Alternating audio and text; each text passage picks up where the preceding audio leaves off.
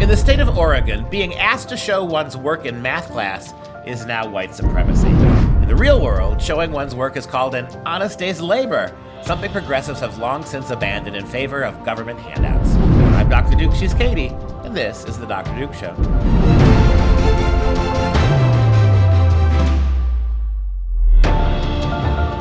Hello, everyone, and welcome to The Dr. Duke Show, the only program that keeps you educated on the craziness impacting K-12 classrooms and college campuses around the world. Before we start, I want to take a quick moment to encourage everyone to download our brand new Freedom Project Media app. You get access to hundreds of hours of content and 17 new shows a week. Simply search Freedom Project Media on your smartphone, tablet, Apple TV, Roku, or Amazon Fire, and download for free. Just make sure you allow notifications once you've downloaded so we can send you updates on all of this great new content. Okay, our first story takes us to Oregon, where the Department of Education is now telling teachers that requiring students to show their work in math class is, in fact, white supremacy. Look, I got to tell you, we've reached the point in this country where we have crossed a line we can't uncross. What we have decided is something like mathematics that is inherently neutral. First of all, bear with me for a second. Math is one of those things that is uniquely human. If I were to say to you, go out into the forest, go out into the world, climb a mountain, go to the bottom of the ocean, find pi for me. Find 2 + 2 = 4 in the animal kingdom. Show me the Pythagorean theorem in a jungle. In other words, math exists because the human brain exists. Math exists only because there is rationality in the mind that can perceive mathematics in action. What you're telling these kids, what you're telling students is that mathematics by itself is racist because black kids and brown kids don't seem to understand it or get it as much as white and certainly Asian kids. Therefore, the world itself is biased against them, that math has to be broken to make them feel better, not trying to help them get better. We tried that for 100 years. Doesn't work. We have to break math. We have to break science so that it is no longer functional to make certain kids feel on par with other kids. And this is, and by the way, is there a more racist, paternalistic assumption than that? That black and brown kids are so backward, so incapable of doing math, that we have to destroy math to make them feel better. That's all on you, white progressives, and it's the most racist thing I think I've ever seen in my life. So what happened is in Oregon, the Oregon Department of Education decided to send out an email to all the schools, and it encouraged them to all enroll in this course called A Pathway to Equitable Math Instruction. And so, of course, when you go to their little flyer that they had sent out, that information comes immediately after information about it being Black History Month. So it all ties together, of course. And this Pathway to Math Equity, it's a micro course that's coming up quick, so you still have time to register. It also came with an 82-page instructional guide. 82 pages to tell you that math is racist. And so it lists ways in which white supremacy has been perpetuated in our math classes. And if we really cared about math or education, we would spend all the time we worked on this 82-page guide and, actually teach the math. But according to what this guide says, white supremacy culture infiltrates math classrooms and everyday teacher actions. Coupled with the beliefs that underlying these actions, they perpetuate educational harm on Black, Latinx, and multilingual students, denying them full access to the world of mathematics. And then the guide offers a year-long framework for deconstructing racism in mathematics. And it calls for visibilizing, that's their word, look it up, it's not a word, the toxic characteristics of white supremacy culture with respect to math. And examples of the classroom actions, that are perpetuating said white supremacy include asking students to show their work, as we've said, focusing on getting the right answer in math class, and tracking student success and grading students. Now, if you actually go to their email and you go to the Pathway to Equitable Math Instruction, there are 5 strides, 5 of them, on the path to math equity. And it begins with stride number 1, which is dismantling racism in mathematics. And they're going to have exercises for educators to reflect on their own biases to transform their instructional practice. So we can keep going for all 5 if you'd like. Do you see what, in all that gobbledygook Katie just read, there's not a single explanation of why math is bad. It's not math that's bad. It's what they say is white supremacy creeping into math. And you know what that means? That means math will pay the price for white supremacy. And what is this problem in math? Well, it's the grades aren't even. Outcome-based, socialistic approach to learning. Black kids aren't getting the same grades as white kids. Latinx kids aren't getting the same grades as Asian kids. And so consequently, the problem is grades, and the problem is homework, and the problem is math problems themselves. If you ask a kid to show you how you got it, and because you see the intellectual train of thought here, right? And by the end of it, the only thing you can conclude is wrong answers have to be treated like right answers. That if a kid gets a wrong answer in a math class and doesn't show his work in a math class, then you have to concede that his answer is as valid as the evidently white or Asian kid who did get the right answer and did show their math. That's how you break down white supremacy, by breaking down math itself. Yeah, so now raise your hand if you had to show work in math class. Everyone. Like, you had to, otherwise you would get in trouble for not showing math because you didn't get credit for it. Your teacher actually wanted to see what you were thinking and maybe help correct you along the way so that you would get the right answer. But now, according to the guide, they're claiming that if you show your work, it's a crutch for teachers to understand what students are thinking. And that's considered white supremacy because that reinforces that whole paternalism and the worship of the written word. That's their words. Do you see how far we've come down the rabbit hole in just 10 years? Remember when Common Core... That's racist to say too, I'm sure. Remember when Common Core forced you to go through 8,000 steps? 2 plus 2. You couldn't just do 2 plus 2 equals 4. You had to draw characters and boxes and slash marks. Remember that just 10 years ago? So Common Core was predicated 10 years ago on ignoring the right answer and giving kids credit for all the minutia, all the slashes and the dots and the drawings. Now you've reached a point now where doing math itself doesn't. So my question to these people is, so if you're an African-American kid or a Latinx kid, and you have some complicated problem, and you just give an answer, how do you count that? You have to count that now, right? Because, in fact, the kid who does that, the kid who doesn't show his math, his work, and just lays out a number, that kid, by definition, is now resisting racism by doing this. But there's nothing to go back and check. You can't say now, this is where you got your answer wrong. To even suggest as a teacher that you got the wrong answer because you did A, B, and C wrong is to perpetuate racism. So why not just let the kids teach the class? Why not just give everybody A's and have the kids teach the class? Because you don't need to be paying a teacher all that money in salary and benefits if the only answer is everybody gets the same grade. All right, and for someone that is saying that, the word, using the written word is all racist and white supremacy, they're telling you how to then use more of the written word to be culturally relevant. So the culturally relevant pedagogy and word problems is considered to be what you need to fight the white supremacy. And according to the guide, it would be good practice to tell students to use Ankara fabric to teach mathematical concepts, such as tessellations, fractions, area percentages, etc. But if the problem told students to use wood, or an object that does not have cultural relevance, this would be considered upholding white supremacy. So now wood is white supremacy. Not only that, the manual that Katie just shows you states that you can have students create TikTok videos and silent films or cartoons about math, and that should count just as much as the right answer, TikTok videos. And it gets better than that. Can't let this story go with pointing out part 2. We now learn a radical new push to purge math curricula of allegedly racist practices like showing your work, finding correct answers is being bankrolled, drum roll please, by one of the nation's most prominent nonprofits, the Bill and Melinda Gates Foundation. The same Gates Foundation, Bill Gates, who gave us Common Core, now is giving you this kind of math, right? The same Bill Gates whose Common Core required all that showing of your work, even if you got the answer wrong, is the same Bill Gates Foundation that's now funding programs like this to make sure that math isn't math anymore. And it's not, he's helping fund it. It is, he's funding it. He is, the Gates Foundation is the only donor who's actually mentioned for this specific, the pathway to equitable math instruction. Okay, the only donor.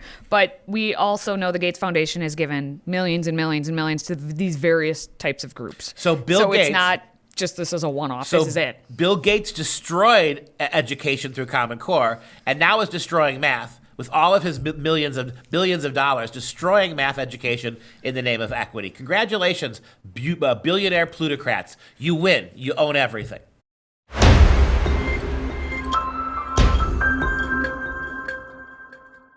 Well, we're just going to keep on rolling with everything being racist, especially science, math, all of that type of stuff. Because we have a history professor who's jumping in to talk about not history, but science and stats and technology and all that. He's a history professor, right? Yes, that is what I just said. So according to Bill Gates, he's equally qualified as a mathematician to talk about this. Yes, this is quite possible. That's right. History professor Eyck Loomis. He's at the University of Rhode Island. He's also the director of graduate studies. So if you want to be in the grad program there, get to talk to him. He's claiming that science and statistics and technology, obviously, all racist. And he put out a tweet, because that's what we do. We tweet. And it was in reference to a New York Times article. So he read this New York Times article and he's like, I got a tweet that science, statistics, and technology are all inherently racist because they are developed by racists who live in a racist society, whether they identify as racists or not. So let me see if I understand this. Hold on. His entire argument is racism. Yes. Okay. This is why I have so much contempt for those, including many liberals who just want the data. The data is racist. With all Twitter is racist. Go back to those charts, Mike. You're racist. So as Katie just pointed out, right? Everything's racist because racism, racist, right? Look at that opening statement. All the racist. All are inherently racist because they are developed by racists who live in a racist society, whether they identify as racist or not, okay? That's the answer. And then he's crying about people who want to see the data. Clearly, he has no data other than racist. And you see what this does? It allows a history professor who knows no mathematics, who's not a scientist, who's created no technology, to completely erase the need for data and proof in mathematics because he just uses that one incantory word, racism. See, it's almost like, imagine the watch ticking, right? Racism. And you're absolutely somnambular. You're put into a trance where you see racism everywhere. And racism is the answer to every question. Well, this guy also likes to speak his mind on other things where he's blogged about, like a full-on article about that Antifa supporter who was killed by police after he had killed a Trump supporter a couple months back. And when he was called out for being like, why are you supporting someone killing another human being? He says, he killed a fascist. I see nothing wrong with it, at least from a moral perspective. Oh, at least. So this is Professor Loomis. At least from a moral perspective. What other from a racist perspective? Racist. Meanwhile, though, the university has said that they're not actually in support of his opinions, but at least from the university's perspective. According to the University of Rhode Island Assistant Director of Communications, Dave Levely, Mr. Loomis's recent social media posts on science, statistics, and technology are entirely his own opinions and in no way represent the positions or the values of the University of Rhode Island.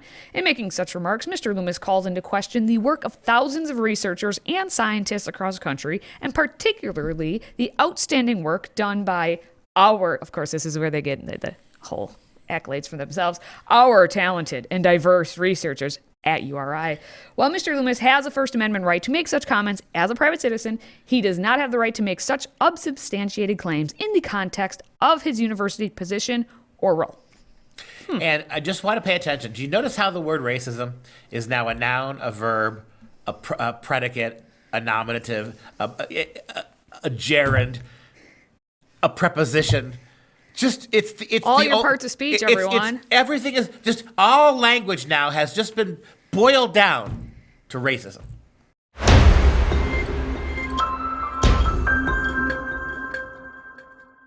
Well, can you guess what we're going to talk about next? Math being racist. I know it was a tough call. You didn't see it coming, but here we are again in Seattle this time, where the Seattle math instructions all about race, because why not? We have an article by Katya Sedgwick, who wrote for The Federalist, and she talked about how basically the people in Seattle are being pretty crazy when they suggest that math is racist. This is what we've been saying for months and months and months. Dr. Duke could write this article if he really wanted to. And she points out how the World Socialist Organization, all right, the World Socialist Organization even is drawing the line between math being racist and really it's just about, capitalism being the main issue. It's not like all of math is just blatantly racist. But we don't care because last year, the superintendent of Seattle schools produced the Seattle Public Schools Math Ethnic Studies Framework. Woo! And it was intended for resisting and liberating people and communities of color from oppression.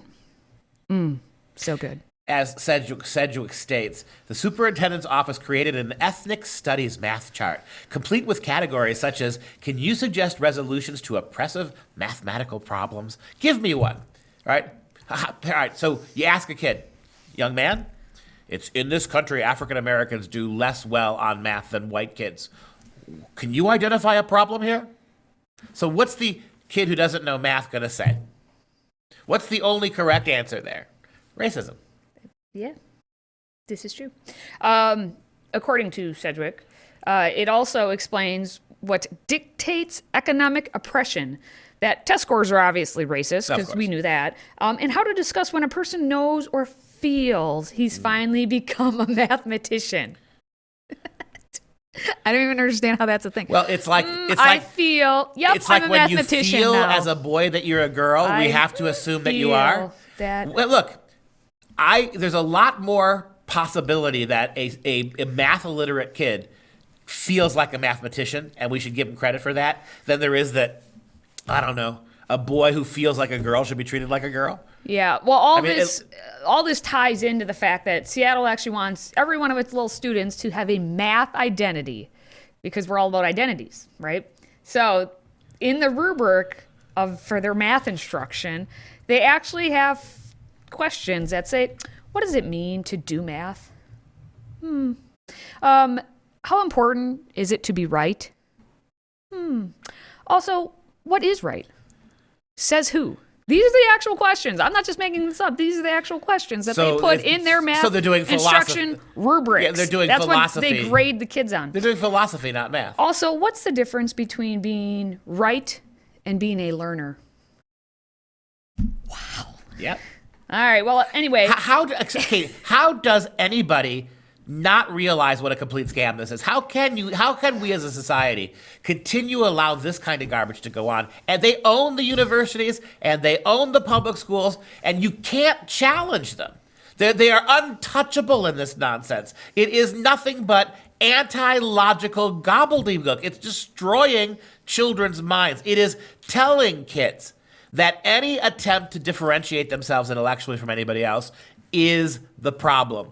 Sit there and vegetate. Contemplate how nothing matters, that reading is not better than unreading, that doing math is not better than being incapable of doing math. As a matter of fact, not being able to read right, not being literate, not being able to do math and science, that actually makes you a conscientious Soviet citizen of the new anti-math regime.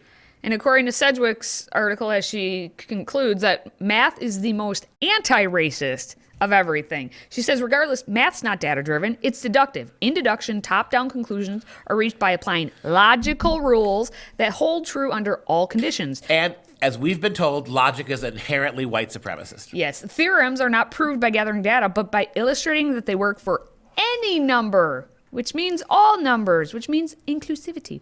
Now, she concludes that math is not oppressive. Bureaucracy is oppressive. Ding, ding, ding. Intersectionality is oppressive. Also, ding, ding, ding. All other forces alienating students from math are oppressive. American children are just as capable of learning as all other children around the world, and it's been more than 50 years since they've been taught math well. Ding, ding, ding, ding, ding. Yeah, somehow we managed to get a rocket on the moon, right? We're using maths. Complicated maths got us to the moon, didn't it? And that was about 50 years ago, wasn't it? And so the answer being what now here? That the same kids who... Oh, it was a much less diverse country then.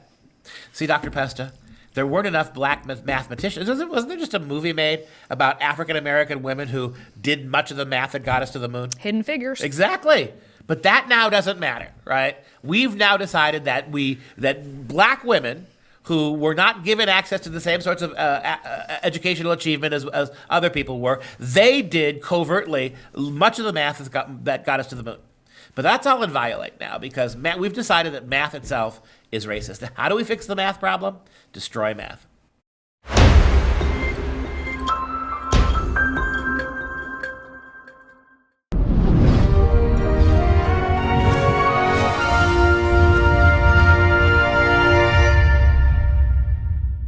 It's time now for some real education. Today we begin Van Eyck Week here on the Dr. Duke Show. 5 full days of, I guess, basking in what we would call the genius of one of the world's greatest painters. Born sometime before 1390, Jan van Eyck was a master of early Netherlandish painting. Today there are 20 paintings still in existence attributed to him, as well as perhaps the greatest altarpieces ever created. Van Eyck, who died in 1441, was also the first great painter to use the new technology known as oil paint. Yes, Van Eyck, I'm excited. Van Eyck Week. He's one of the great Flemish masters. He actually is the first real serious painting master to figure out how to use this new technology of oil paint in the best ways. There were a lot of oil painters who did great work, but what his work is a cut above in the early 15th century. Take a look at our first Van Eyck picture. I'm sorry we couldn't get a closer shot of it, but it's the Annunciation. And there you have the angel Gabriel on the left, standing there annunciating, announcing to the Virgin Mary that if she is willing, the power of God will overshadow her, and she will have the Son of God as her child. And what's really beautiful about the painting is it takes place of course, the Annunciation took place back in Hebrew times. It took place in the in a country that there was no Christian churches yet. There were just Jewish temples. And notice what happens in this picture. The very top of the picture, you can see the old Romanesque type Roman buildings. Rome had occupied Jerusalem. Moving down from that, you see the arches. And moving that, you get the stained glass windows. What Van Eyck is suggesting, moving down from the top of the temple, down by the time he gets to the bottom of the picture, where Gabriel and Mary are, you go from a temple to a church. Because what's happening here is the Son of God has been conceived in the womb of Mary. And so this Jewish temple has now become a Roman Catholic church. Think about it. There's Mary over a book. Go back to that picture again. There's Mary with her hands up over a book. That book is very much like a mass book. And that gesture she makes with her hands is almost exactly the same gesture that Roman Catholic priests make as the body and blood of Christ. The bread and wine is being transformed into the body and blood. The angel is there. The sacrifice is there. The body of Christ is there now for the first time. The miracle conceived in the womb of Mary is very much like the miracle of the Catholic Eucharist. What a beautiful combination of ideas and a beautifully wrought painting by our master of the week, Jan van Eyck. All right, just a quick reminder to please download that new app, that Freedom Project Media app that we have just created. All you have to do is use the camera on your smart device to take a picture of one of the QR codes that's just right for you. You're going to get access to all 17 new shows we put out each week, plus our library of content that includes in-depth interviews, lecture series, educational animations, and you know what, so much more. After you download the app, again, make sure you allow for those notifications. And if you're a fan of the media, of course you are, please consider a one-time tax-deductible donation to support our very little Patriot Club, our homegrown little Patriot Club. We want you to be part of the fam, and we're going to send you our signature tumbler as a thank you. All you have to do to sign up is visit patriotclub.us. That's patriotclub.us. Before we go, we want to take that one little moment, as we do from time to time here, to show that love to our Patriot Club members. And today, we're giving a shout out to Missy from Northwood, North Dakota. Thank you, Missy, for supporting us. And that's our show. For Freedom Project, I'm Dr. Duke. She's Katie. Until next time, stay educated, my friends.